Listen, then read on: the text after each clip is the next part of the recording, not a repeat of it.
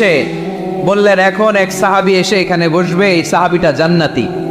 সব সাহাবারা অবাক, না জানি তিনি কার কথা বললেন। সবাই দেখতে পেলেন ইন দ্য মিন টাইম এক আনসারী সাহাবী এসে এই জায়গাটাতে বসলো। তার কয়েকদিন পরে আরেকটা ভরা মজলিস আল্লাহ রাসূল বললেন এখন এই মাত্র এক সাহাবী এসে এখানে বসবে, এই সাহাবীটা জান্নাতি।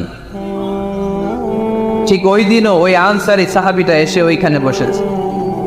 আবার কয়েকদিন পরে আল্লাহ রাসূল সাল্লাল্লাহু আলাইহি ওয়াসাল্লাম বললেন এই মুহূর্তে এই মজলিসে এমন এক সাহাবী ঢুকবে, এই সাহাবীটা জান্নাতি।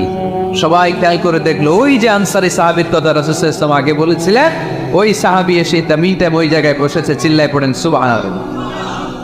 সব সাহাবীরা অবাক হয়ে গেলেন, ঘটনা কি এমন গোপন আমল করে এই সাহাবী, যে গোপন আমলের কারণে তিনটা ভরা মজলিসে বিশ্বনবী এই সাহাবীকে বললেন জান্নাতি। সাইয়েদনা আব্দুল্লাহ ইবনে